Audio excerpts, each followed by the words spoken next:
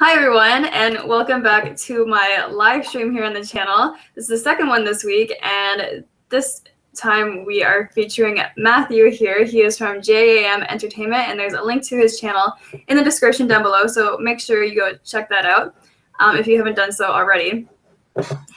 But thank you for kind of coming out and switching to my channel at the last minute, Matthew. Yes, it was quite a debacle. Technical difficulties galore. This is why I never try anything.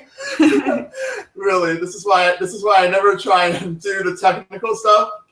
It's something like this always happens. So I appreciate certainly that everyone is coming out tonight, and we appreciate your patience. We certainly have a very good show for all of you tonight. So we hope that you enjoy it, and if you want, we have the chat. We can see you, and my Twitter is also open in another tab. So if you're watching but don't have a YouTube account or whatever, and want to send us a question or a comment, go ahead and put that on there. If you're not in the chat anyway, so. Do you want to put your Twitter name out there? Oh yes, it is at mlemay1996, capital M, capital L, lowercase E-M-A-Y, and then 1996. Okay. So if you guys want to leave a comment there, by all means, go ahead and do so. We have a great show, and we're going to be talking about J-pop in North America today. So that's going to be very exciting. I want to first thank Emily for coming out and agreeing to do this this stream.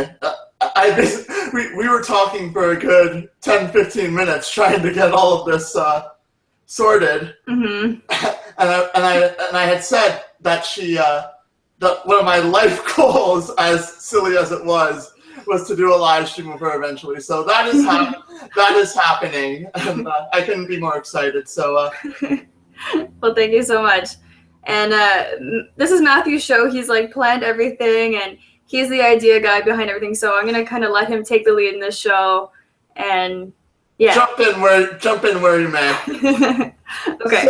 So I actually have a complete list here. I don't know if you can see wow. it, of stuff that we're covering. So we're gonna start off with just our personal stories with J-pop. You know, how we got into it. You know, how it's impacted us, you know, why we decided to get into it. So Emily, why don't you start? Because for those of you who have been on my channel for a while, who have been following all of my videos and whatever, I've explained in some of my videos my story a little bit, but I'm very interested to hear what your thoughts are in terms of your story and how that happened. How you basically became a J-pop queen in your own right. That's how I describe you, essentially.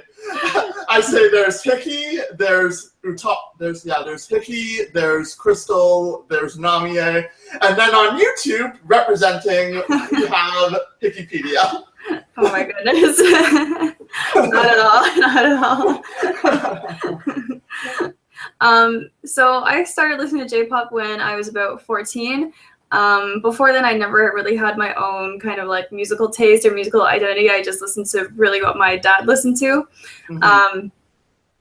So when I was 14, we got not high-speed internet, but you know, faster than dial-up. yeah. I don't think anything was high speed back then. But... No. So that was when file sharing was kind of born, and I started out on Napster, and then moved on to LimeWire, and I was a big anime fan.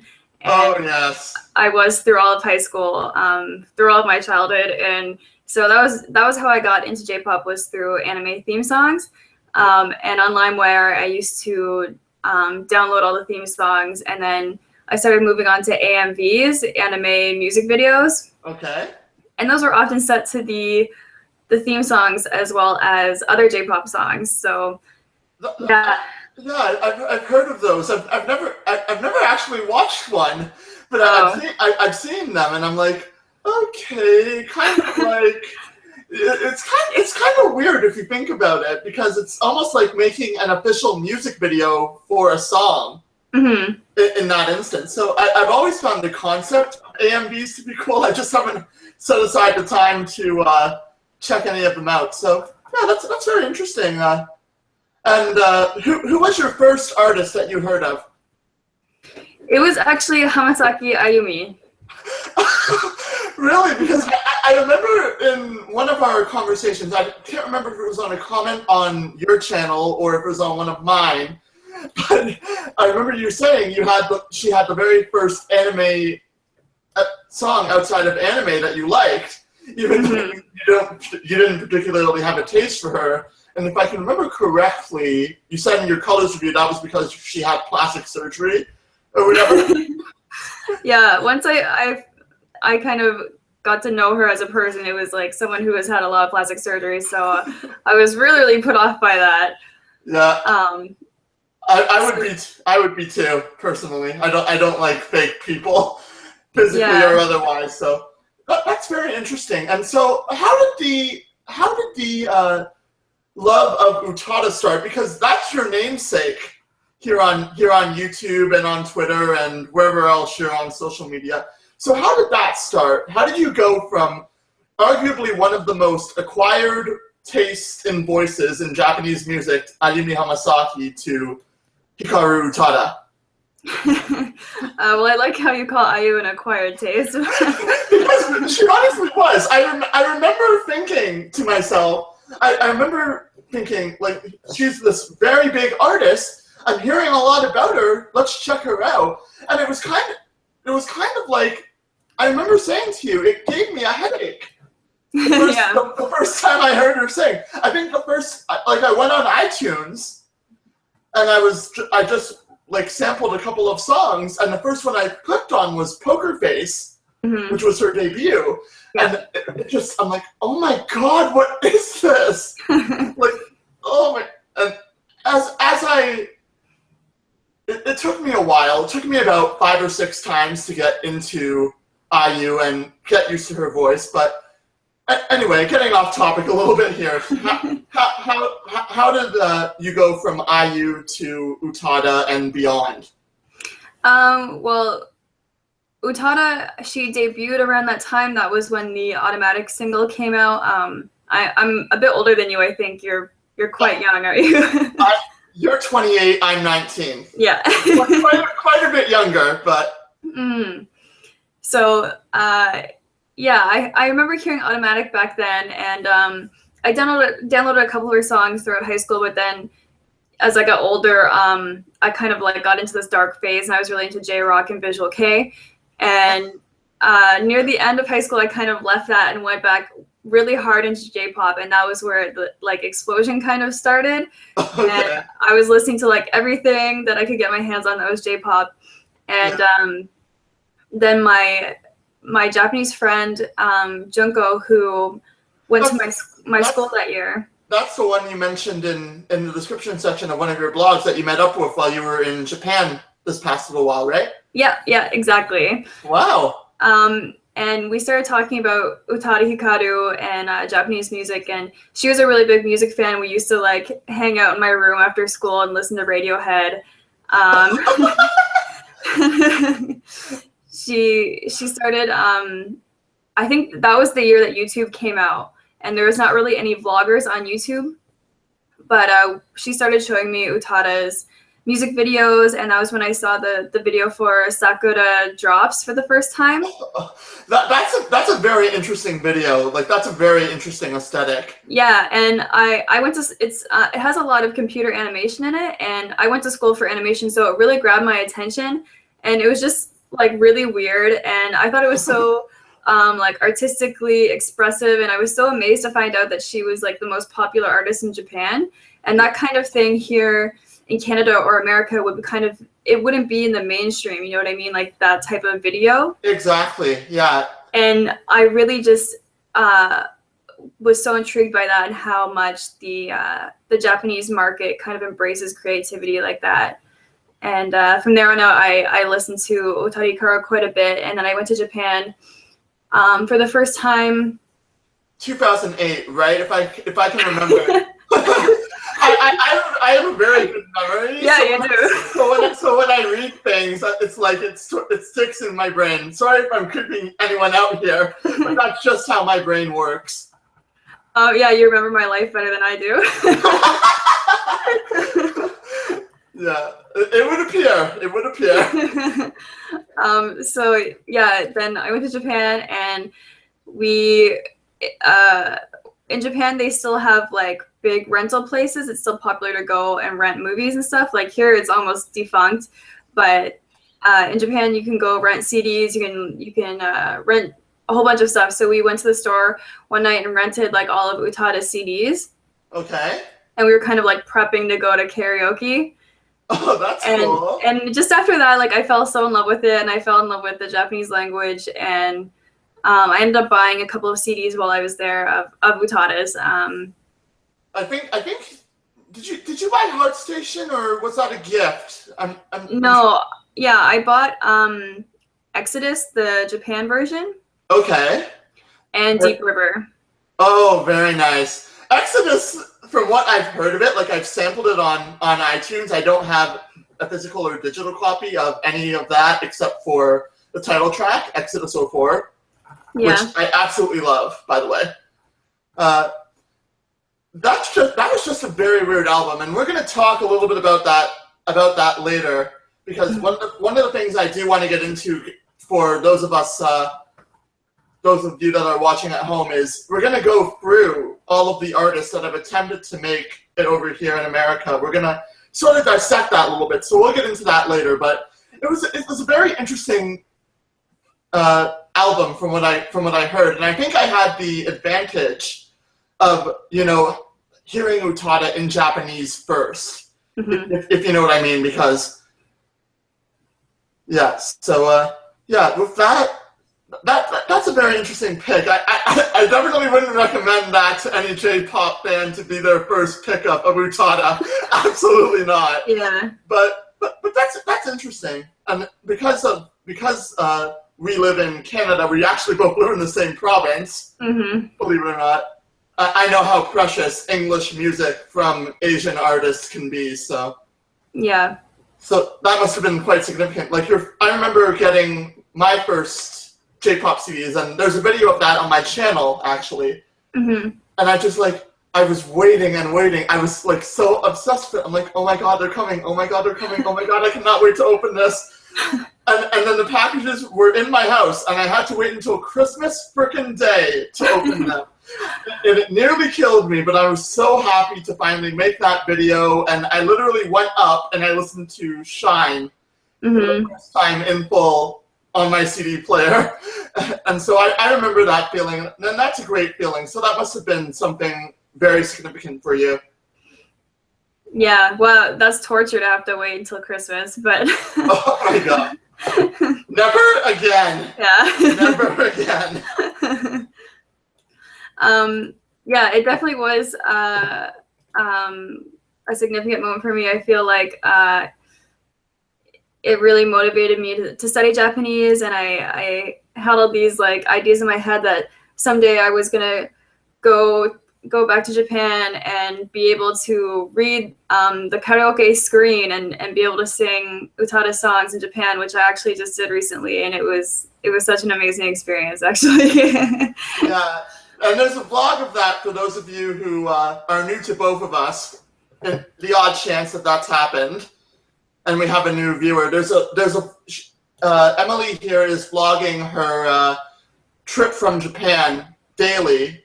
In fact, she just posted a blog, and I think my favorite one that I've seen so far was of the karaoke one. Oh yeah. Because I remember leaving a comment about Charlie rocking out to L'Arc-en Ciel, and I actually recognized the song that he was doing. Yeah. So that was a lot of fun to see. I was actually surprised we didn't see more of you in that video than we did, because I thought for sure you would have you would have at least sung one of Utada's songs on camera. Well, oh, I did sing her songs at that karaoke night, but I didn't film myself, and I felt too embarrassed to kind of ask one of my friends to film me. It seemed like too narcissistic, so.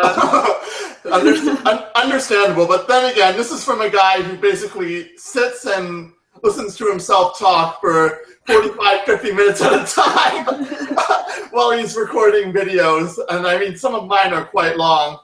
Yeah, I don't know how you manage that. I get so tired from recording videos. I just get exhausted. Let me tell you, my vocal cords are fried. Like literally, after my latest free videos that I did, I actually posted a tweet on Twitter. Voice is raspy as hell. Never doing free videos in a row again. It was torture, but it was worth it. The reception seemed to be good, so that's good. That's all that I care about. So anyway, back on topic because we seem to be veering a little bit. So your story. Yeah, my story, and you're actually privy to a little bit of this. It starts with the anime Full Metal Alchemist in terms of Japanese music. But my origins in terms of being interested in Japan and the culture go back to the time when I was about 4 years old.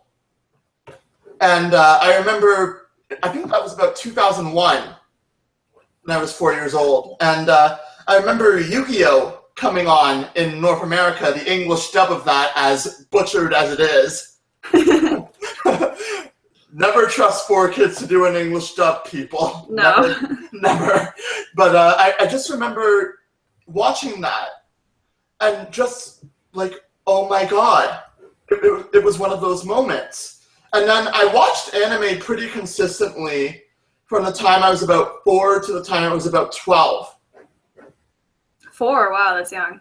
Yeah, but that was during the time of the big anime boom that happened. You know, everything was coming over. Yu-Gi-Oh! Pokemon was exploding. Digimon was exploding. Sailor Moon, even. So young, yes, but left an indelible impression on me that lingers with me to this day. So anyway, from 4 to 12, I watched anime pretty consistently. And then when I was 17, one of my best friends asked me if I watched anime. And I said, you know, I used to watch it, and, you know, if there's a Miyazaki coming out, I'll try and go see that or whatever. And he's like, well, you need to check out this series, Full Metal Alchemist. And so that's where it all started. And we watched the first episode at his house. I remember sitting down there and being like, wow. And then at the end of the first episode, there was this Japanese theme, and it was in a completely different language, and it had the subtitles at the bottom. I'm like, this is actually pretty damn good.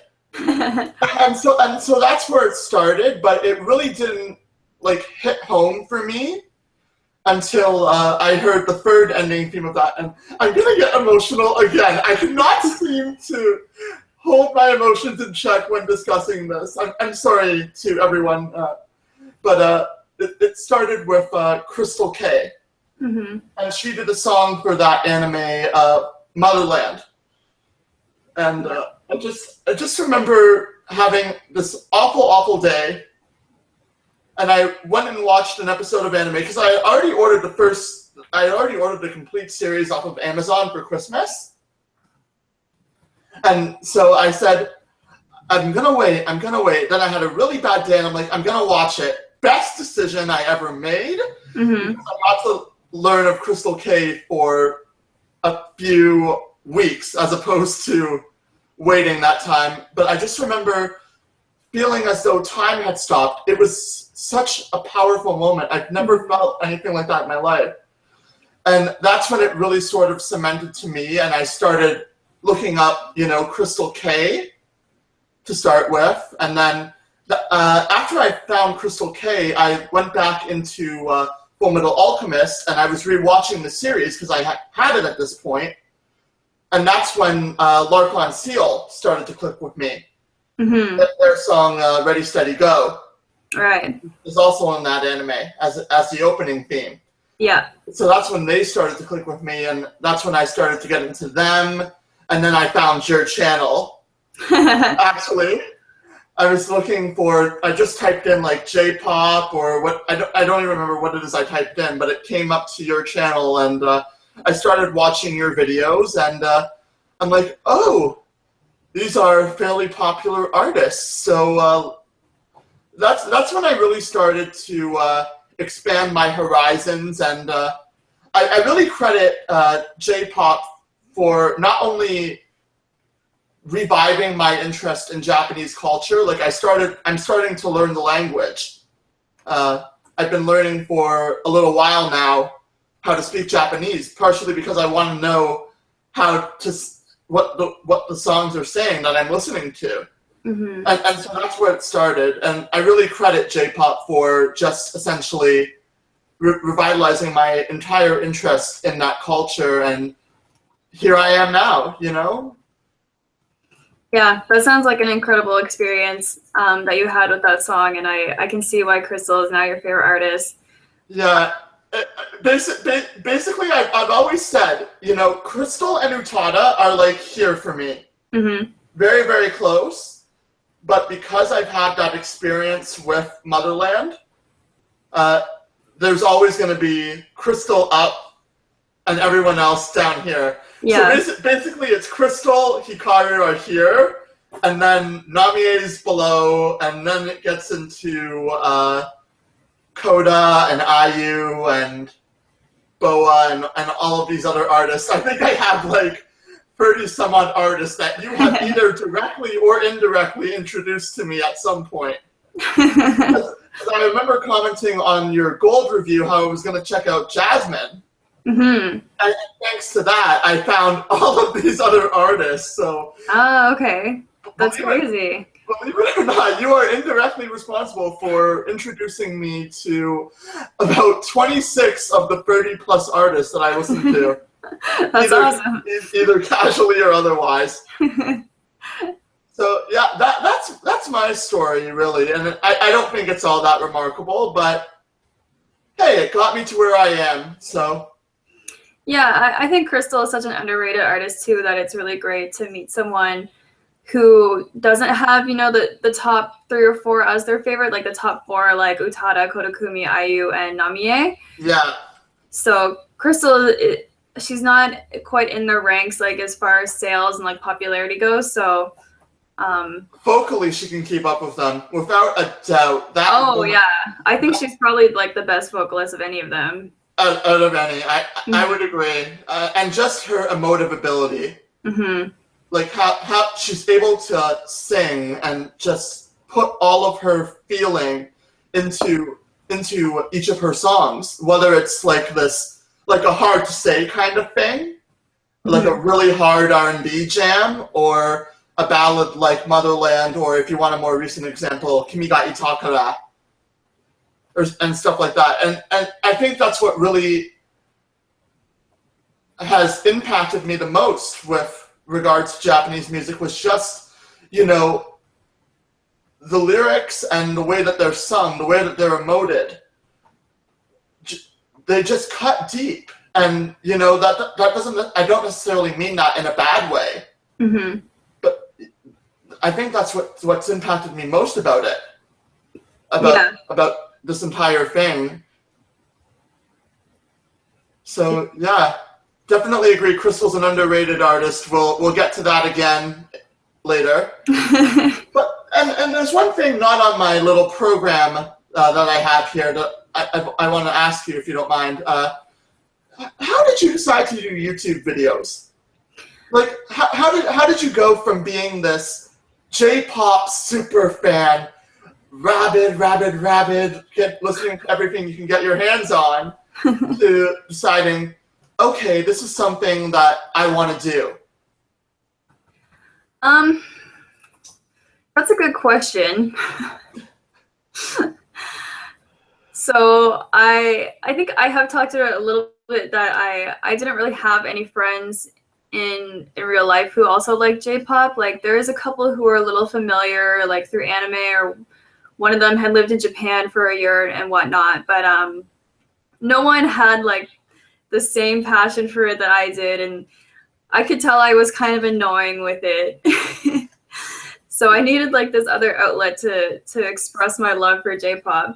And I happened to come across this guy who isn't on YouTube any longer, but he has a blog, which I don't remember the name of, but he had a YouTube channel called Ero Kawaii, which that's erotic and cute, right? That's what Kodakumi's style was, or is, or whatever. Yeah, that's exactly what I was gonna say. It's in reference to Kodakumi.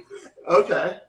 So he used to make these hilarious videos talking about Kodakumi and how she was like a hoe for Avex. And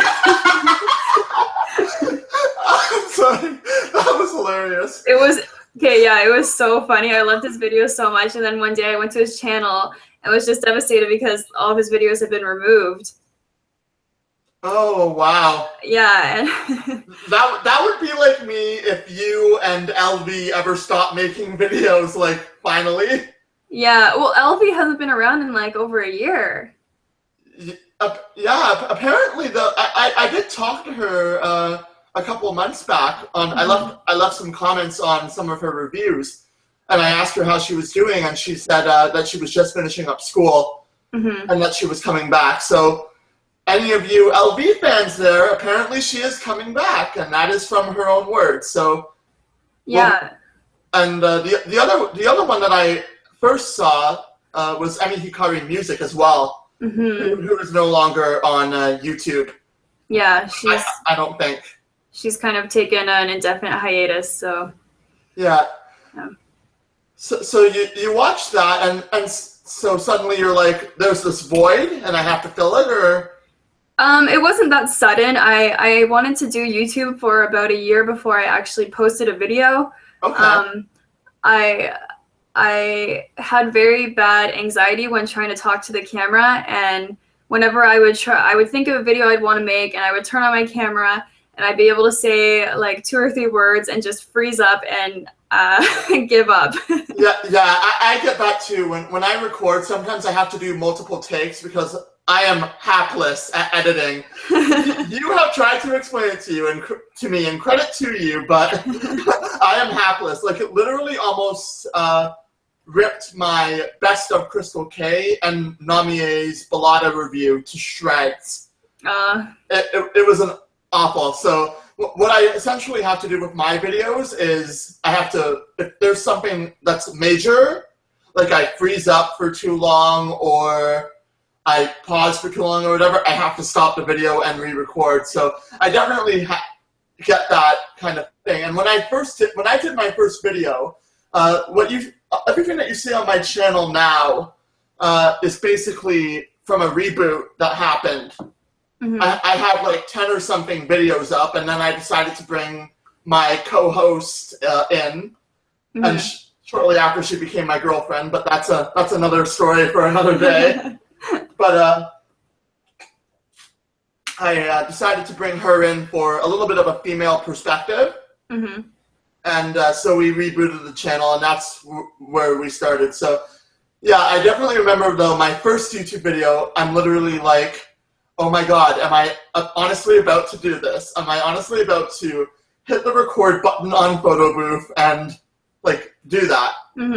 It was a very scary thing, but once I eased into it a little bit, once I started talking, I had to muzzle myself essentially because I couldn't stop, and there was just so many things that I wanted to say, and so much that I want my channel to represent to people and stuff. So yeah, I found it difficult to stop talking after a while. Hence the 45-minute videos. Those were actually significantly longer. In my first run-throughs of everything, like those would end up being hour-long videos, and I'm like, there's no way that people are gonna sit through hour-long videos. And the only one I couldn't help that with was the Best of Crystal K review, because that was 32 tracks. But so I try to keep it to about 20 to 40 something minutes generally. Yeah. So those have to be shortened quite a bit. And so essentially when I'm finished a take that I'm happy with, I'll go back through it in Photo Booth and I'll listen to it.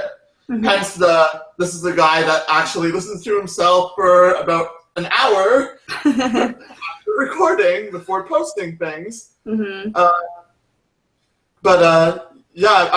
I just go back through and I'm like, okay, I could shorten it here, here, and here. So let's try that. And I have a set of notes that are outside of the camera range, but still on my screen. And I go back and I change my notes and I make the adjustments and then I re-record. So that's typically what happens. Okay. So anyway, you were saying you wanted to do it, you got anxious, but you seem so comfortable in front of the camera now. Is that just attributed to practice, or? Yeah, definitely. Now I don't really get camera shy at all. Yeah. I am like a shy, like low energy, low key person. So usually when I'm editing, it's just when I'm like not talking too much, like the opposite of you. It's like when I'm not saying anything, like there's all these gaps in my videos. If you see the raw footage where I'm just sitting there like thinking silently. So, yeah. But yeah, it just comes with time. That's what I tell people who I've had a couple people ask me, like they want to start similar channels and, you know, like don't expect your videos to be perfect in the beginning. And I didn't edit my videos either, like when I started my channel. So it might be something that comes for you with time if you decide you want to try, or... Yeah, I'm not giving up. I'm just saying I'm taking an indefinite hiatus from butchering any more videos of mine. Yeah. So we'll see what happens. Maybe I need to use a different editing software or whatever. There's tons out there, so hopefully I'll find one that works for me. But anyway, so now you're almost at, I feel the need to acknowledge this because I actually left a comment. You're almost at 1,000 subscribers. Well, yeah. 910 when I last checked. So congratulations to that. I mean, did you ever think it would be that big? No, I didn't. And it seems to have kind of rocketed upwards since 500 or 600. It was a long time to get to 500, and since then, I think I just hit 500 like not even a year ago. So yeah, for me that was fast growth. Yeah, like I have what 13 subscribers now or something like that. Well, you guys should go subscribe so you get more subscribers after this. I'm not the kind of person who does like the shameless self-promotion, like, oh my god, go subscribe, make my life complete, whatever. I view, if you like what you're hearing from me, go ahead and do that. I'm not gonna be like, go subscribe or I'll find you or whatever, because I know people who are that intense about it. Yeah. Like I've seen different YouTube personalities who are that intense about it. Yeah. And so that isn't me. If you like what you're hearing, if you want to take a look at some of my previous videos, go ahead and do that. No pressure, guys. No pressure at all. Anyway, moving on with the live stream topic, because every single time we seem to get somehow distracted and on to somewhat relevant but not relevant enough topics. Mm-hmm. So I don't mind. We're getting some feedback in the chat too. So what are people saying? Let me. Some people are just commenting on how they get anxious when they're filming themselves as well, or they can't even imagine filming themselves. Like Himitsu is saying in the comments that they get nervous at just the idea. Yeah. Okay. I'm looking at the chat right now because I have the video page open too. So nice to see everyone coming out and stuff. This is awesome. Yeah, and it was last minute too, so thank you guys. Yeah, thank you so much. This would have been a lot sooner and a lot more focused had my technical difficulties not happened, but such is life. Yeah, no worries. So it sounds to me like J-pop and the YouTube community doing this has had an impact on your lives, a dramatic one too. And I think anyone who does videos about this kind of culture, this kind of niche area will agree with that. I mean, I know it's changed my life. So how exactly has that impacted you aside from, you know, learning the language and wanting to go to Japan and all of that? You mean both of them together or separately, like YouTube and J-pop? Yeah, both of them together. Just cognitively, how has being in this fandom, how has doing this your channel, how is all of it? I mean, it's affected me in a huge way, and I'm so happy that I did do it. And I wish I did it sooner because, you know, like I said, I was trying for like a year to put up videos, and the reason I wanted to was so I could make friends who also had the same interests as me, because it wasn't happening for me in real life. And J-pop is love, J-pop is life. It's true, Al. Yeah. But no, so I actually have made friends through YouTube and through J-pop. So Quentin and I actually met on Tumblr through the J-pop community on there. I don't know if you know Tumblr. It's like a blogging website. I do. I'm horrible at blogging. Like I tried to do a WordPress blog where I would put like the written copies of my reviews up. Mm-hmm. I don't have the time to do my writing and my YouTube and maintain a blog and look for work, because I'm still honestly looking for something, you know, in terms of paid employment. So yeah, me too. so yeah, that it's a struggle balancing everything, and something had to go, unfortunately. Yeah. But yeah, so you were saying you met Quentin on Tumblr. Go ahead. Yeah, so I met him on Tumblr, and you know, it was cool that I found this niche kind of community where everyone had like the same level of obsession with J-pop as me. And then I moved into YouTube, and I started connecting with people all over the world through the J-vlog community. So people who make videos about Japan, people who live in Japan. And, you know, if I'd never started making videos, if I never started connecting with people through that way, I would never have made those friends. And I've made such amazing friends like Quentin and Charlie and Mel and everyone who's in the chat right now, Al, and you, of course. And, you know, like I went to Japan, I went to 2 YouTube meetups where I met so many people that I had only seen on YouTube. And that's the Hanami, right? Yeah. That looked like a blast too. I literally, as soon as you made the like announcement video saying you were gonna be there, I'm literally like, damn it, why can I not go? I need to book like a one-way ticket to Japan or something. But unfortunately, I am a broke kid with a high school education looking for a job, so I don't necessarily have a lot of money on my disposal. But yeah. And what I do have typically goes very fast in anime or J-pop or whatever. Like I'm planning my next haul at the moment. Oh yeah, it's very expensive hobby. Oh dear God, dear God, yeah. So yeah, so I know Charlie and you have a live stream coming up about surviving Japan and all of that. Where I presume you're going to be talking about a little bit of your experiences and what it was like to be over there and whatever. Yeah. So I hope Charlie doesn't kill me, but I do want to ask, you know, what was that like going as a foreigner, going to Japan after such a long time away from it? You know, because you went once years ago. You mentioned. So what is the reception that you get from the public there? It's extremely friendly. I never encountered anyone being malicious or mean or rude in any way, and people are always willing to help. Even if they can't speak English, they try their best to help you and use whatever English they can. Like I speak a little bit of Japanese, and most people there speak a little tiny bit of English. So yeah, it's somehow a happy medium. Mm-hmm. Yeah. Everyone's so friendly, and like you can go into a shop and they'll be like, "Oh, where are you from?"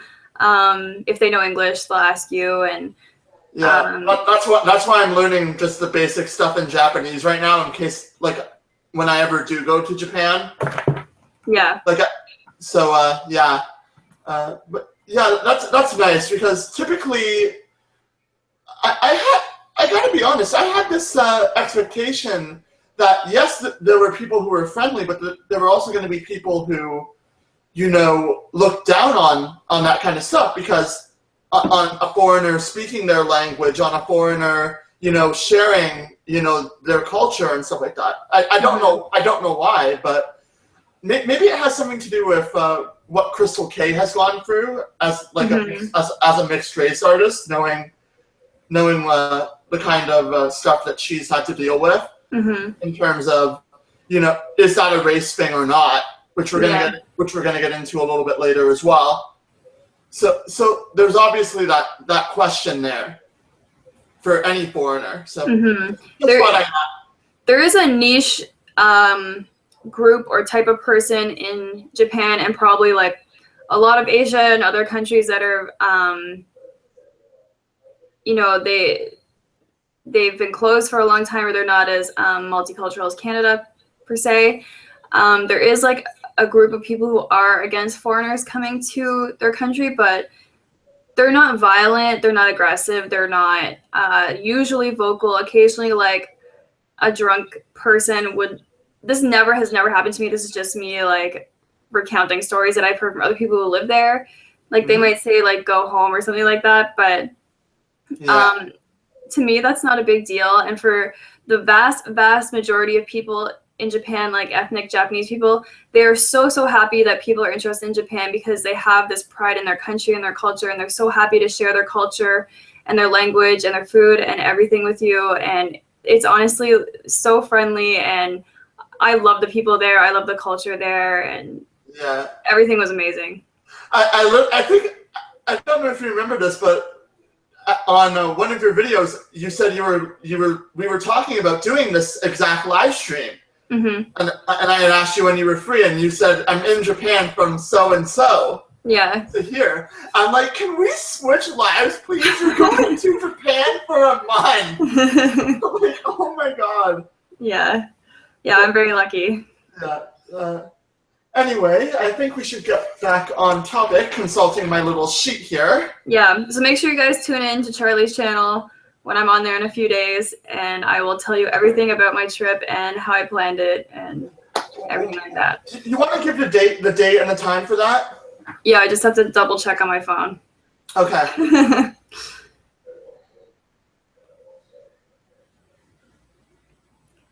So that is Monday, our time, so Eastern time at 9 p.m.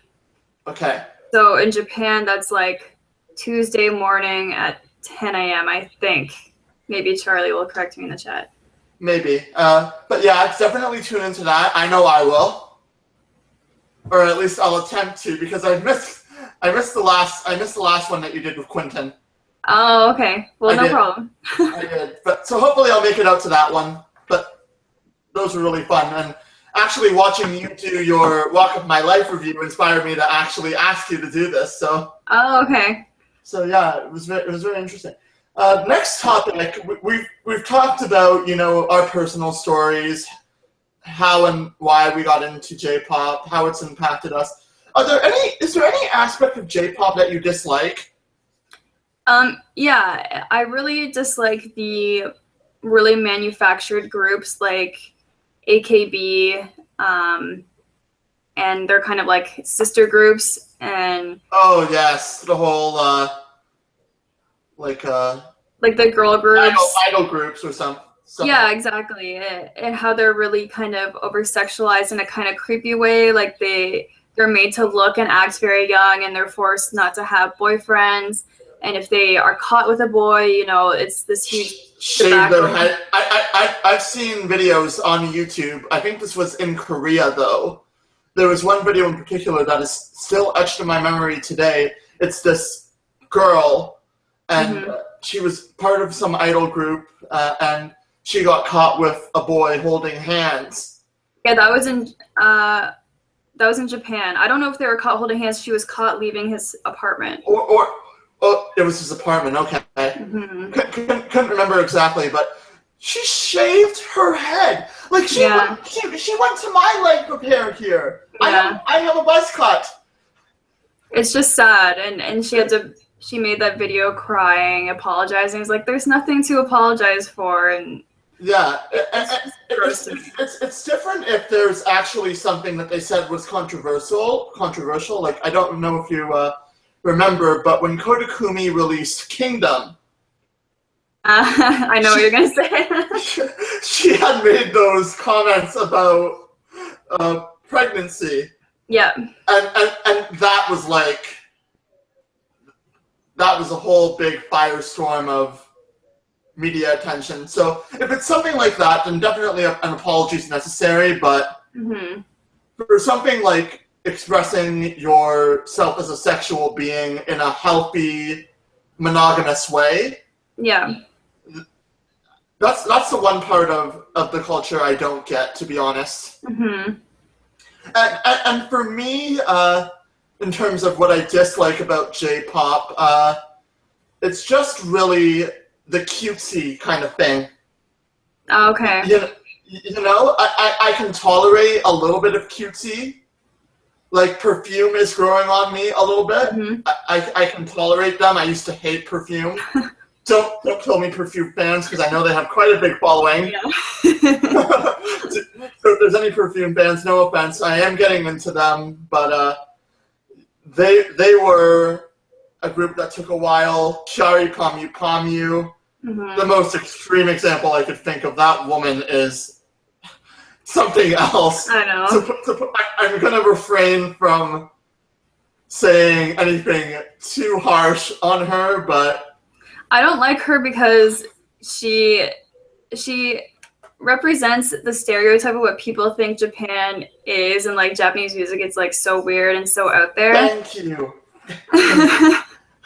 You just hit the nail on the head. You hit the nail on the head. Absolutely right. Absolutely right. And that's another thing that I want to get into is, and we'll get into that later, is the stereotype and what we can do to change that. But for now, I think I just accidentally muted my mic. Sorry, guys. It's fine now. Yeah. So since we've got the whole dislike thing, I do want to move on to the big question, and this is the crux of why I wanted to do this live stream. Do we think North American act can succeed a Japanese act can succeed in North America? Do you think it's possible? I do if they speak English. Okay. I agree, because there was a, I don't know how many of you remember this in the chat, but Emily and I were going through our live stream schedule, what we were going to touch on before we started, and I mentioned Tofu Records, which was a label that Sony started to put their artists out in North America. And sometimes they sing English, but a lot of the times that they would put out Japanese albums, like L'Arc-en-Ciel's Smile was distributed. Their album Awake was distributed here. Nana Hitade, and that would all be in Japanese. So I get what you're saying, definitely, and I agree with that for sure. But speaking of people who speak English, though, there are a whole bunch of examples of artists who have either learned English or who grew up speaking English who have tried to cross over here and make some waves here, and yet they flopped miserably. Or they haven't, like Utada, for example, going off of your best artist here, your number one, releasing Exodus, actually coming back and releasing This Is the One, which, good on her for coming back and doing that. But why do you think Utada failed in terms of her English career? I really think it's because of her label at the time. She's not with them anymore, but her English albums were produced under Island Def Jam. Oh, yes. And they didn't promote her music. They didn't promote her albums. her American tour, I'm And- pretty sure, was paid for by her, not her record label. Where's the sense in that? I'm sorry. Yeah, and so I don't think it's any fault of her music. I definitely think the music she made on her English albums is commercial enough to have made it over here, but there was just no push from the record label to put it out there. Yeah, and that goes back to what I was saying about Exodus a little earlier in terms of how out there that album was, and she's even admitted to that. Easy Breezy. Mm-hmm. I gotta get my hate on this song out of me. I have to excise that demon from myself. Horrible debut single choice. Horrible. Yeah. I'm easy, you're easy breezy, and I'm like Japanese. No. Like, who even thought at Island Def Jam or in Utada's mind, because she basically described herself as a mad scientist working on that album. Mm-hmm. So it's a curious thing when a misfire like that happens on such a large scale. Like, that's your one shot. That's your first impression. Yeah. And Sorry. J-Boy in the chat is just saying, speaking English may not be the matter. Look at Baby Metal. Do you know Baby Metal? I do. Yeah, Okay. the Japanese metal group that's kind of getting big over here. Yeah, so they've had pretty big success as far as the Japanese group goes. Mm-hmm. But all the soloists who try to come over here, they don't make it. Yeah, we mentioned Utada. There was also my favorite, Crystal K, Yeah. who tried to come over 2 years ago now. And I'm just like, oh my god, like, what is happening? Like, I remember being so excited for Busy Doing Nothing was the single that she dropped first. I'm like, oh my god, this is going to slay my entire life. Because I love anything of Crystal's, and it fell flat. And it's not that was a bad song, per se. It wasn't lyrically mature enough for her. Mm-hmm. It didn't capture the thing that was special about her in her Japanese work and translate that into English. And I think that's what happened with her subsequent singles too, Mm-hmm. Rule Your World and Dum Diddy Dum, that she released before hurrying back to Japan and releasing Shine, which, gotta say, good career move for her. Yeah. Very good career move. But yeah, I'm really shocked because one of the things that I think is prohibiting Asian artists from succeeding over here a little bit is the race issue. You know, they don't look like the majority of the singers that get idolized here today, and in a lot of ways that they don't go to the extremes to put themselves out there in a what's the word I'm looking for? In a sexualized way. Mm-hmm. So that's part of the problem. But with Crystal, she's mixed race, she's Korean and African American, so she obviously looks a lot more like American, Mm-hmm. Americanized than say Utada or anyone else has who's tried to come over here.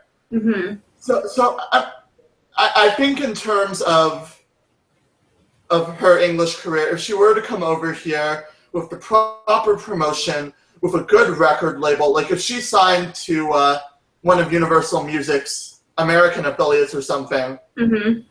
then she might finally be able to do something. But as it was, she was under Copeton Inc.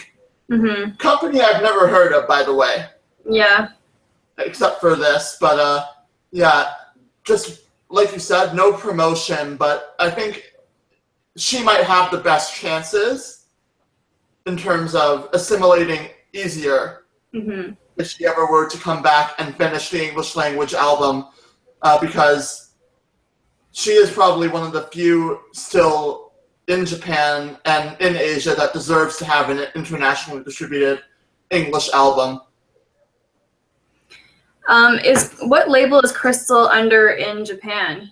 Believe it is Delicious Deli Records, Universal Music. Okay, so it's a sub-label of Universal. Yeah, so I'm saying if they wanted to bring her over and sign her to one of their American affiliates, then she might have a chance to do something. And that would be the logical step, you know? That's weird that they didn't do that in the first place, and I feel like that's kind of proof that they aren't behind her 100%, and she isn't promoted by them. And the other thing, too, she actually put out an English album before. Mm-hmm. And I think I remember telling you about this, Natural World premiere album. Mm-hmm. And she was supposed to debut with that. I'm not sure what happened with that album. Maybe someone in the chat knows. But it never got released, and it was supposed to be like this big, I'm an international thing. And she started her career out building towards that. Mm-hmm. So I find it curious that, that didn't get released, and then she comes back over for like this second shot of hers. Yeah. And it there's no promotion, there's no respect for these Asian artists that come over, I think, either. Yeah. They have to prove themselves. Mm-hmm. And it's kind of like, I think Crystal nailed it when I was reading an interview by her. She said it's basically like starting over. I'm trying to get discovered by the right people. And I'm like, well, you have enough influence from your career, and this goes for any Asian artist who's tried to do it. Utada, Boa, you name it. Mm-hmm.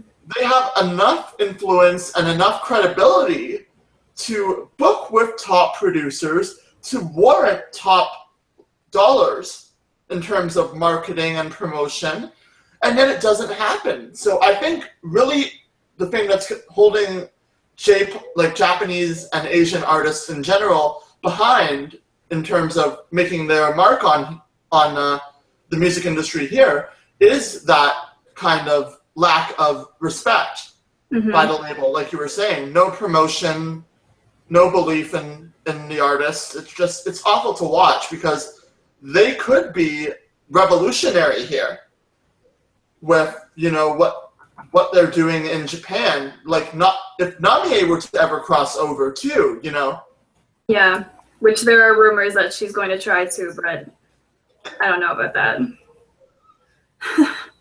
That's very interesting because I don't know if anyone remembers, but she brought in Dallas Austin as the producer, as one of the co-producers with Komuro back when she was still with him. And Dallas Austin has done TLC, Monica, big names in US R&B. Mm-hmm.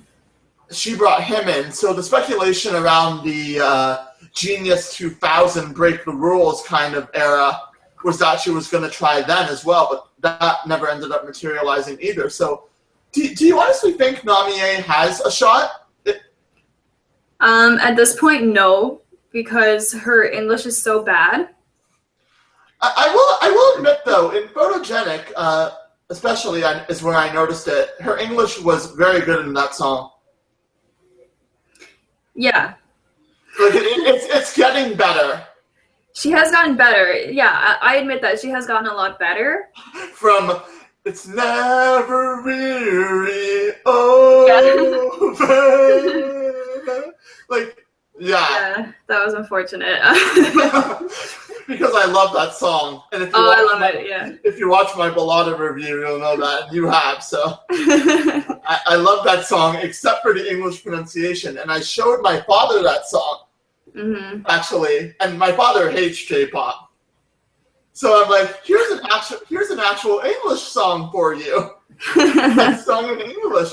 He's like, this is nice. This is nice. Oh my God, what is she saying? That was the reaction, and so that's really unfortunate, but I agree on that point. And also, Namie just doesn't have the same, personality that North American stars have that kind of, makes them put themselves out there. Like, Namie is very shy and reserved. Like, Quint and I were talking about during her live show, she never does any talking. Yeah.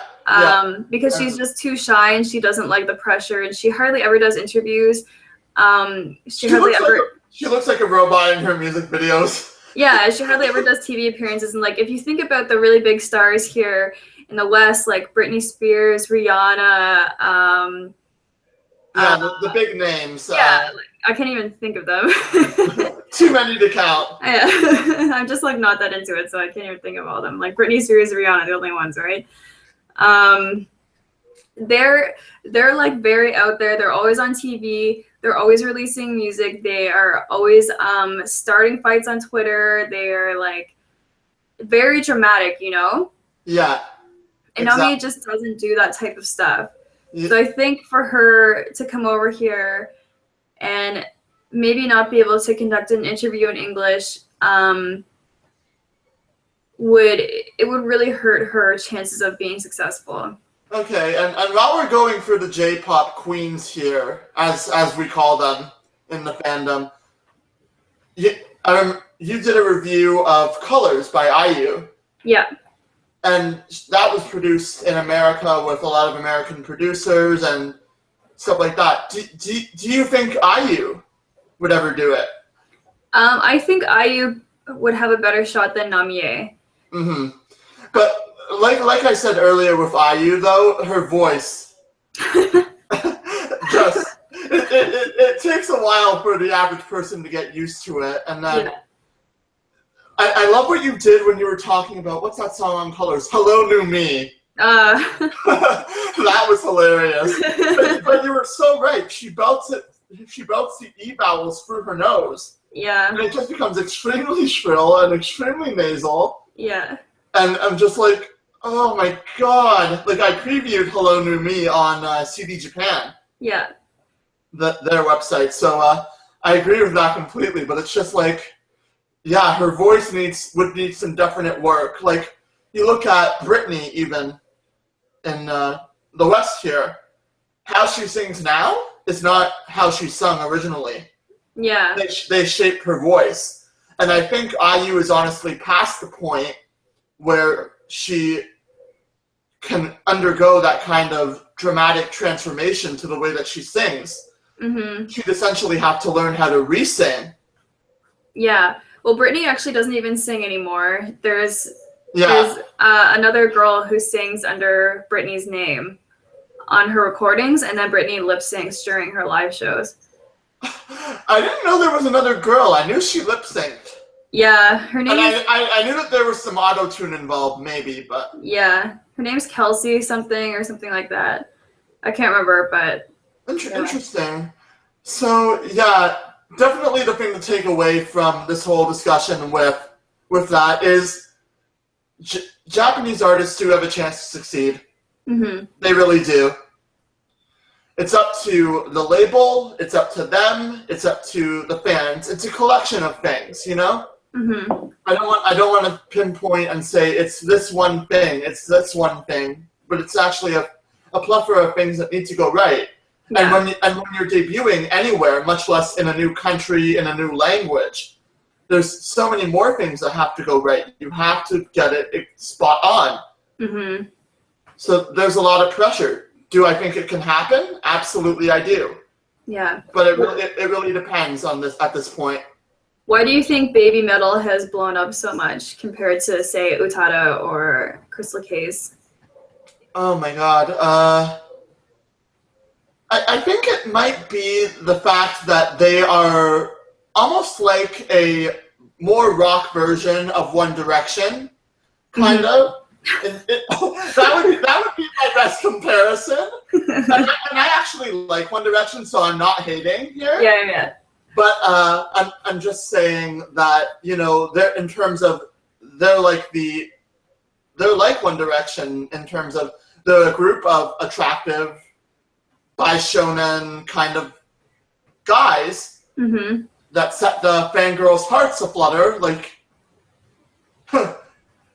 that could be the reason. And then the other reason too is, you know, they actually have a good voice. They're actually writing good lyrics, and that's what should be the deciding factor, I think, mm-hmm. in terms of and an artist's success over here. I've said that time and time again to anyone who will listen. Yeah, Baby Metal, I didn't really take notice of them at first when they started getting noticed over here, just because I thought they were a gimmick and I thought they'd go away after a month.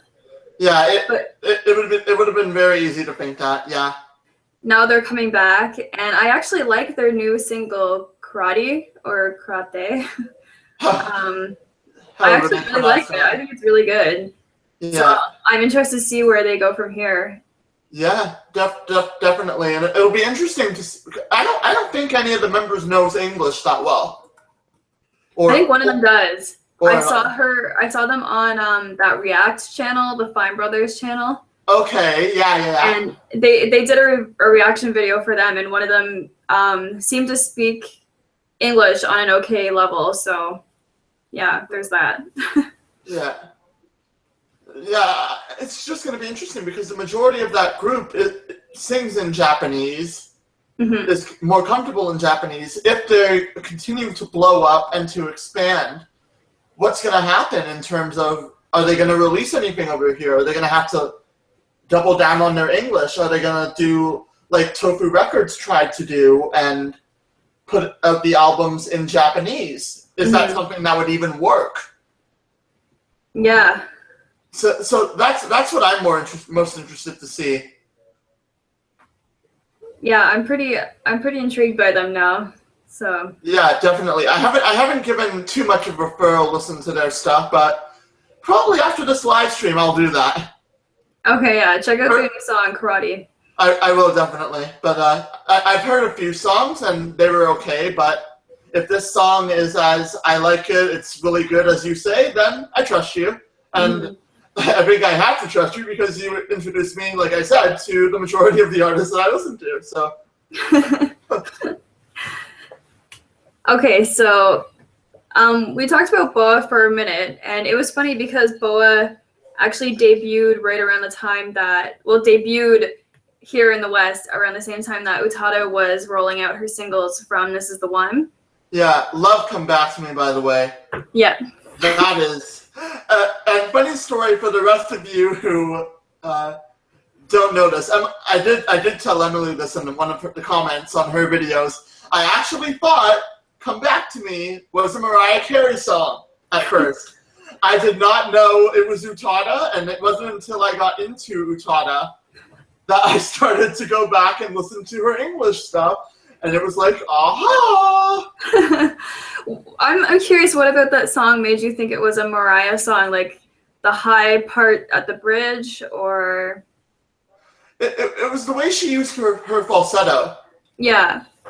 Yeah, because I know Mariah is very big on the whole whistly falsetto kind of tone. And they just have sort of a similar vocal style to me, at least to my untrained ears back then. I wouldn't confuse Mariah and Utada now in terms of who's singing on what track, but back then when I had absolutely no idea who Utada was, I think that would definitely have been an easy mistake to make. Yeah. We were talking about BoA. You were saying that she rolled out with her album when Utada was rolling out with the singles. Yeah, so BoA released a self-titled album. A lot of her fans just call it BoA USA. Yeah. Because I think the actual album is self-titled, and then it was released as part of the compilation Best in USA in Japan. Oh, okay. So I think that's where that name comes from in terms of BoA USA. Okay, yeah. That may be what they were thinking of, I'm not sure. I actually really enjoyed that album. A lot of people don't, but I had to special order that album because it was such a flop that they didn't even carry it in stores, and I went into HMV and had to special order it, and it took weeks. Oh my god, that reminds me, I was looking for Exodus and This Is the One in my record shops up here where I live. I live about an hour's north of Toronto. And so I'm like, okay, do they have it? And I went into the record store and I'm like, do you have Utada? They looked at me like I was crazy. They're like, who? Yeah, exactly. But yeah, you had to special order that album because they didn't carry it in stores. Yeah. But I actually, from what I've heard of that album, which admittedly is just the singles, Eat You Up, I Did It For Love, and Energetic, that is probably the closest to what was contemporary at that point. It might sound a little dated at this point in terms of production, but that was probably, looking back at, 2009, what the closest to what would sell here in terms of music tastes in North America. That really dancey, high tempo, like attitude kind of thing, Yeah. And I thought Boa's videos would be very eye-catching here in the West, like her video for Eat You Up. Oh my god. Oh my god. Do not even get me started on the mess that is the Diane version of that video. It is a mess. Literally, I have never, correction, I have only ever one time been as revolted by a music video than I have that one. And that was Feel the Love by IU. You talked about that, and I literally went from your review to the IU channel. Yeah. And looked up the live action version of that video. Oh my god. Yeah. It was awful. Yeah. Awful. Like, such poor taste. Like, it's so bad. Yeah. But I'm like, oh my god, what are they doing? She's in a building.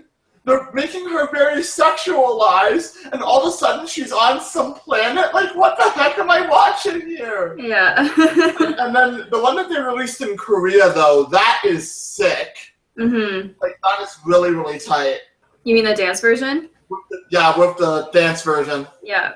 The whole, she goes and starts the radio and puts the hair back and has this whole swagger and this attitude, and she's dancing in the streets, and then they go and basically kick in the door to this dance academy. Yeah. And basically tear up the entire main space of it. That was the video that I got really excited for her debut for, because I thought, there weren't a lot of female dancers like that here in the West, and I thought that could really blow up, and then... And there still aren't. Let's be honest here. Let's be honest here. There still aren't. A lot of it's really half-assed kind of stuff. Yeah. You don't see as much effort put into the choreography or even the vocals at this point. It's all sounds. It's all generic crap to me. That's part of the reason why I got into J-pop too. It was just something different, but. Yeah, definitely that had the potential to really catch on, and I'm really surprised that she didn't, because she really brought it. Yeah. In that video, and in the one that she did for I Did It For Love. I can't remember the video for that. She's basically with Sean Garrett, and they're like standing on this car, and then she's got like a solo shot, and she's doing all of this really sick stuff with the cane. And really, really interesting, like, visual, just really, really tight stuff, like, dance-wise. Oh my god, I don't think I ever even saw that. I just remember the video for Eat You Up and Energetic. Okay, so, if you type in Boa Vivo, yeah, there should be the video for that. Okay. But, yeah, I actually really like how that one was constructed and shot, so... I definitely agree. That really had a shot to blow up. But Boa's this again with the English thing. If you're going to do an English album or even a song in English, and you're a foreign artist, make sure that you know what you're singing. Yeah. And how to pronounce it, because a lot of times in like Boa's pronunciation isn't bad. Like, it's not Namie levels of catastrophic awfulness. But definitely there were some hiccups here or there. Yeah. Like I remember she used to have another non-Vivo channel. I think they took it down now, and they had like the making of the "Eat You Up" song and the video. Okay. And you watch the record. I watched the recording part of it, and she was struggling with the pronunciation, especially with like the "You look so tasty, I could eat you up," like that. She was really struggling with that particular line in terms of her pronunciation. So I think that harkens back to probably the main issue facing Japanese artists today if they want to cross over and be successful here. Is the linguistic barrier a little bit. Yeah, and I think for people like us who already like J-pop or K-pop or anime, or we already are into stuff that's from other cultures, we're already willing to let that type of thing go. Like I obviously don't care all if someone has any kind of Asian accent when they're talking or whatever. Yeah. But someone who only listens to like Western music, if they were to see an artist like that talking with like a strong accent, with kind of like broken English, they might be really turned off. Yeah, exactly. Yeah, you make a good point. Definitely. And that's really unfortunate. I feel like the public at large, of people who are only used to Western culture, are really ignorant that way, and they're really almost racist in that way. Strong word, but I see your point. Yeah, I definitely do. I just don't think they would tolerate like hearing Boa making those flubs in her music or in an interview. Yeah. Like, it's different if Utada or Crystal does an English interview. But for someone like that who maybe isn't as fluent as those two are, I can definitely see your point there. And using Utada as an example of kind of racism too, is that a couple of my friends who kind of know her here where I live will have said things to me like, oh, she has an accent when she sings in English, or she sings better in Japanese. And I'm kind of like, she doesn't have an accent in English. English is her first language. Yeah, because she was born in New York, was she not? To Terrazone and what is it, Keiko Fuji or something? Yeah, that's her stage name. Her real name is actually Junko as well. Okay. So she was born in New York to them. Yeah, and she went to school in New York and everything. So, like, they assume automatically because she's Asian, because they know she is Japanese ethnically, that she doesn't speak English. And she's even said in interviews for when she was promoting This Is the One that people would come up to her and say, your English is so good. And she would say, well, so is yours. Like, I'm American, just like you. So. Exactly, but she's just Japanese American. And I think a lot of Westerners, going back to what you were saying about, them not being completely tolerant of the broken English thing, another point to that, a lot of Westerners do make the assumption. You're a big, like, if, say, Utada, biggest selling Japanese album ever. Yeah. First Love. So she's basically had all the success there, and all of the press around the This Is the One time when she was on the early show. Right. To promote I think she's saying like Merry Christmas to Lawrence and Come Back to Me on the early show at one point, promoting the album, and it was just like, because they think that she is Japanese, there's the assumption that she can only speak Japanese, and that, she's not going to be good in English, and, why is she bothering to make English music, Yeah. I think the other thing that really hurt her as well was the comparisons to Britney Spears. Because I do hear that going around quite a bit as well, in terms of, especially in that period of Utada's career. Like the announcer on the morning show, the early show, basically said she's every bit as popular as Britney in Japan. Well, there's no backlash. There's no like fallout from saying that kind of thing whatsoever. Apparently, according to these Western reporters, but Yeah. I think that really damaged people's opinions of her because Utada isn't Britney. No. She never will be. She never will be Britney. Well, Britney doesn't even write her own songs.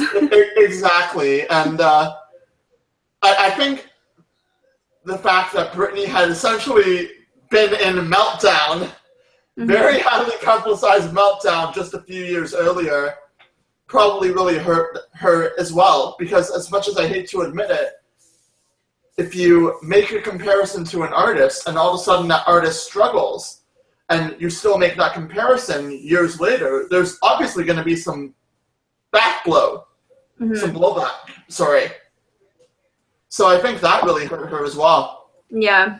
Yeah, I heard another interviewer, I think, saying she was the Japanese Britney Spears, and it was just like, no. Like, I understand why you're making that comparison because of the level of, like, of the popularity, but fame, yeah. But it's totally different. And I'm actually a huge fan of Britney Spears. Yeah, so am I. So am I. Not saying it to hate, but like Utada's different, totally different type of artist. Exactly. Yeah. Yeah. So I think we've covered quite a bit on this live stream. I think we've got almost every little aspect that I think we could have hoped to get from doing this live stream. So why don't we start wrapping it up? But I do want to give people in the chance, if you have any last comments or questions, we will both be looking out in the chat. So if you want to say anything, if you want to get your opinions, just go ahead and do that, and then we'll start wrapping it up because we started this at what, 8:30 or something? Yeah. We went live and it's like 10 o'clock. And here I was saying before we started that this would probably not be as long of a live stream as you were used to doing. Yeah. I didn't say anything because I knew it wouldn't be, but... Yeah. But apparently it is, and people in the comments seem to enjoy that. Enjoying this, so I'm very happy about that this little project. Before we sign off, I actually wanted to ask you if you would consider doing another live stream with me in the future, because I actually am going to make a very big announcement before we sign off. I'm going to announce Utada Week on my channel, and what I'm going to be doing is it's going to take me a little while, but I'm going to be getting all of her Japanese albums, her English albums, and the tribute album, Utada Hikaru no Uta, and as well as the Wildlife Blu-ray. Okay. And what I'm going to do is review all of her Japanese albums Monday through Friday, do the English Saturday with the tribute album, and then do a live stream and a review of the Blu-ray on Sunday. So that would generally be what we're doing. Of course, it's a long ways away. I haven't even started collecting Utada yet. Although that will change, people, I assure you. That will change, but actually my next haul has about 3 Utada things in it that I have penciled in. Oh, well, that all sounds great. I can't wait to watch your haul and watch Utada Week for sure. So I was wondering if you would be willing to set aside the Wildlife Blu-ray and come on and do Utada themed live stream with me on the day 7 to sort of really bring the week out with a bang, if you will, for lack of better words. Absolutely, absolutely. Because, and that's another one of the reasons I wanted to ask you to do this, was because this is probably going to be my last J-pop video for a while. Oh, okay. Because, you know, I'm out of material to review. You reviewed it too fast. Yeah, I could never get enough of it, and I only had a little bit to start with. Like, I had the Shine album, I had the All Yours album, I had the Best of Crystal K, I had the Vivid album digitally. I had all of that, so I had the Kodakumi album, so and the Ballada album. So yeah, I had a lot to review, and that's just run out, as it was bound to at some point. I don't have quite the extensive collection of that you do. And your collection's about to get vastly bigger. Oh, it's huge now. I don't even have space for it. It's like piled up on my desk and it's on tables and. Because I remember we were DMing on Twitter Mm-hmm. last week, and you were saying, "I had to buy an extra suitcase." Yeah, I did. To fit everything. And I'm like, "Oh my God! Just hurry up and get on with the haul." It's coming. Like, I think it'll be up in about a week or so. I still have some vlogs to get through, but it'll be up at the end of the vlogs.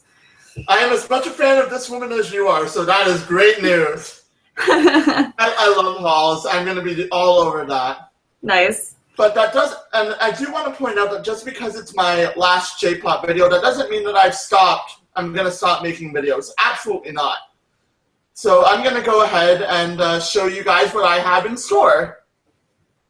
I have a lot of album reviews, starting with Sarah McLachlan, Shine On, a Canadian artist.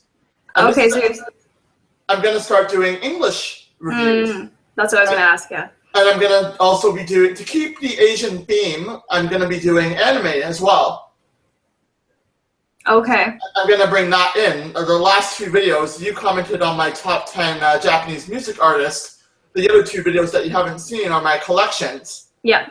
My entire CD collection and my anime collection. Yeah. So I'm going to start bringing that in just so that I don't keep anyone waiting, like months at a time. Mm-hmm. For stuff. I hate when that happens, so I'm going to start with this. This is already written up. I just have to record it. Okay. And then I also have quite a few other albums. Sam Smith. I love that album. So do I, trust me. Even though I bought it when I had practically heard about 6 or 7 of the tracks on the radio already. Yeah. So, Celine Dion. Okay. I've got some country records here. Tim McGraw, one of my favorite country artists. 2 albums that I never thought I would own an album from these artists. Madonna's Rebel Heart and Justin Bieber's Purpose. If you had said I would own these 2 albums, I would have called you crazy, but actually really good stuff for the most part, so looking forward to that.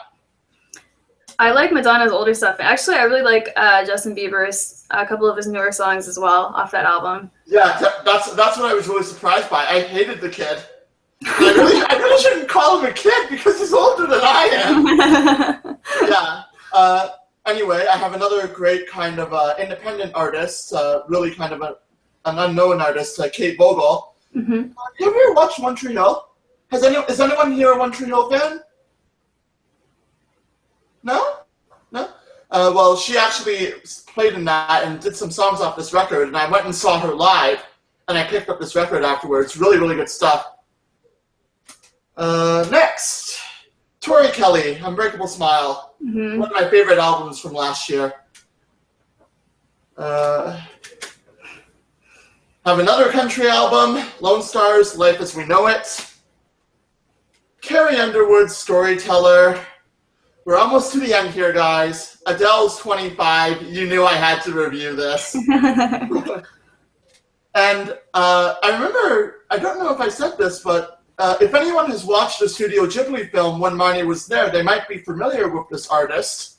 It's Priscilla Ahn, and this is her debut album that I purchased after hearing her song in that movie. So, yeah. Oh my god, I love that song. Fine on the Outside. Yeah, is her album in English? Yeah, that is in English. Oh, I'll have to check out her album. That's awesome. Like, she's got 2 or 3 of them in English. And that's what I said in my CD collection when I showed that off.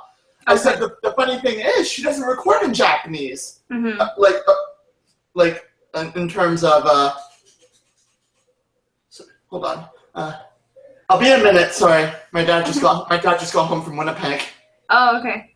So yeah, I thought it was very odd because she has sung a few songs in Japanese and she's toured in Asia, but she actually records primarily in English, which was really significant for a film as big as any Studio Ghibli film always is. Mm-hmm. That was huge, and she's definitely an underrated and very appreciated act that I've learned to that I've discovered. So I'm actually in the process of writing that one up right now. Oh, okay. I'm about 6 of 11 tracks in. So yeah, the Shine On album and the Priscilla On album will definitely be next, but that is just some of what you can expect. So hopefully you guys like what you heard. I know this is a J-pop live stream, and we're on a J-pop channel and whatever. But if you guys like any of those artists, any of those albums, hopefully I'll see most of you on my own channel at some point too. Yeah, I'm definitely looking forward to it. Al Kamedo in the chat is asking, are we planning on any J-pop concerts this year? I think he means attending them. Oh, dear God. Maybe if I get a Blu-ray. Yeah. Because for me personally, like I said, I'm a broke kid with a high school diploma trying to look for work. If and when I go to Japan, that is definitely on my bucket list. Like I definitely have a ton of artists that I want to see live. But yeah. I tried so hard to get Kodakumi tickets while I was in Japan. Was she on the Walk of My Life tour, or was that over? No, she was on the artist tour or something like that. Oh, okay, that thing that they just released a while back on Blu-ray and DVD. Yeah. Okay, so that was her latest it was kind of a more intimate thing from what I understand. That's what it looked like. I haven't actually got it yet, but Quentin was telling me to get it the other night. So. Yeah. But yeah, unfortunately, I think I wasn't able to get to any J-pop concerts while I was in Japan, which really, really sucked. But I think for the rest of the year, I'm just gonna have to be okay with the Blu-rays. Yeah, exactly. and the Blu-rays are so expensive as it is. I was really surprised with, like, if you get it with an album, it's not that bad.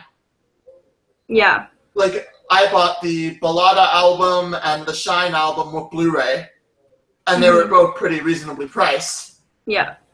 Considering, but the whole live concert thing, those kind of Blu-rays are very, very expensive. So hopefully, and our dollar has been down, and the live Blu-rays are always like $70, 70 something dollars Canadian. It's like, exactly. so exactly. Bad. So yeah, do we have anything in the chat? Anything less?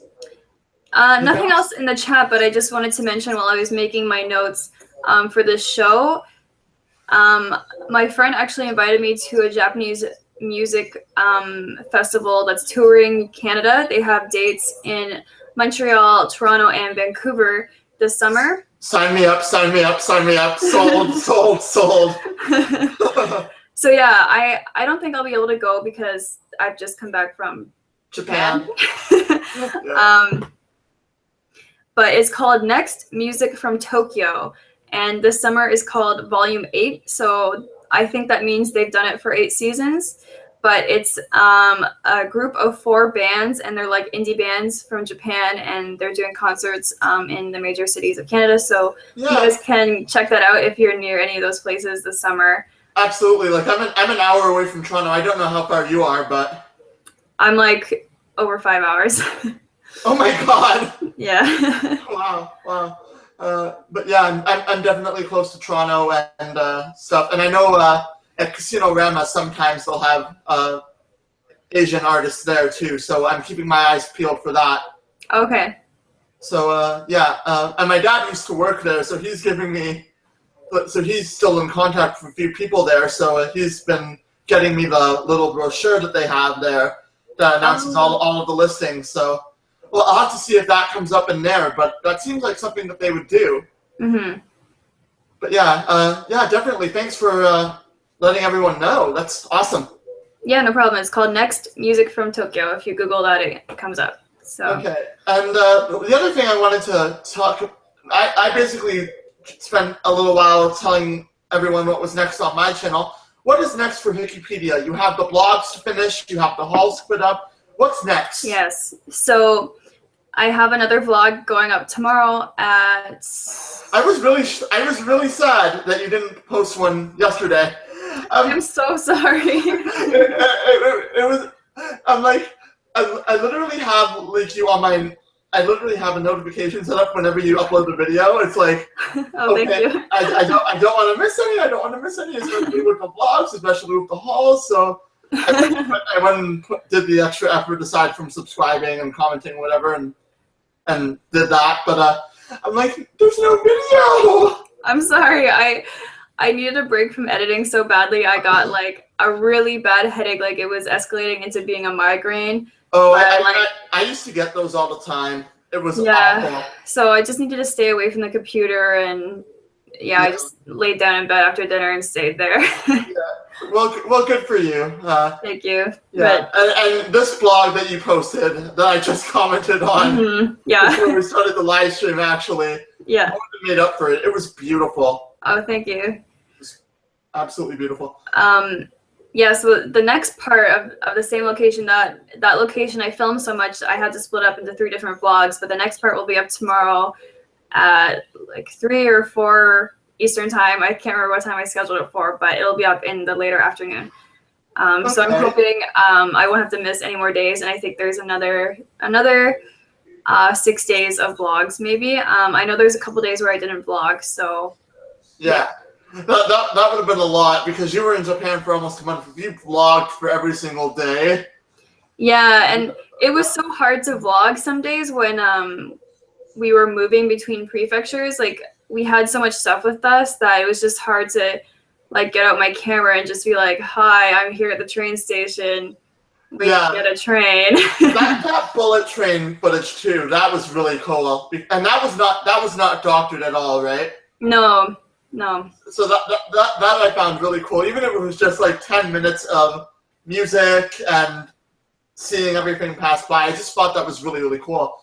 And I've said it to you several times. Her vlogs are really giving me, and they certainly, I think, give everyone else who doesn't have the luxury of going to Japan, of living in Japan, of whatever, a very good glimpse of how it is to be there as a foreigner and as a tourist. So definitely check her out. I plugged you shamelessly in a lot of my videos, but and thank you for that. Hold on, thank you. We're almost done. Thank you. My father's like, he's off to the side here. I'm like, okay, 1 minute. He wants to see you. He definitely does. So I think so after the vlogs and after the hauls, what's on the review slate? Talk to me. What's on the review slate? Well, I decided what my next Utada review is going to be. Okay. That is going to be the original mini album that came with the Best Singles Collection Volume 2. So that came out when she announced her hiatus from the music industry. Did you buy that special one with the USB? No, I didn't. I really want that. You know what? I actually saw some on Amazon Japan for pretty cheap, so go check that out. Oh, really? Yeah, I don't know if it's still the same, but when I checked a couple weeks back, there definitely was. Okay, yeah, I will look for sure, because I do want that. Okay. So that's going to be your next Utada review. Yeah.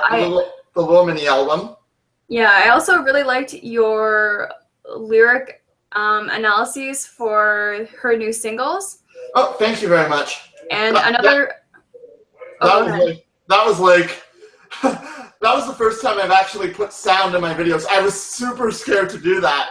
All because of the copyright thing. I'm like, I really don't want one of my favorite Japanese singers to pull down my video because I actually have snippets of her music in here. So that's why I put my headphones in. Okay. But it hasn't happened to me so far, so. I will keep that in mind in the future, but. Another friend of mine on YouTube, his name's Stephen Brown, he also did lyrical analyses for those songs, and I kind of want to put my 2 cents in there, and yeah, I really want to go in depth and talk about those songs, so I would really like to put together a lyrical analysis video for each of those songs. I got emotional. I remember. Yeah. So good luck not getting emotional, and but if don't go, my father's pretty much gonna slaughter me. So Okay, I'll let you go. he's literally yelling. But Oh no. I wanna thank everyone for coming out, especially on such short notice with the channel changes. I apologize for any technical difficulties that we had, and I hope you've had as much of a good as good of a time as we have. I've certainly enjoyed our conversations, and meeting as face-to-face as we'll probably ever be able to. Well, we live in the same province, so you never know. You never know, but 5 hours away to 1 hour away from Toronto, so Yeah. more than likely we'll keep in contact. Maybe we can hang out off of live streams and whatever, but yeah, definitely enjoyed it. I hope that everyone enjoyed it, and yeah, I'm gonna sign off with that. Take care, guys. Yeah, see you guys next time. Bye.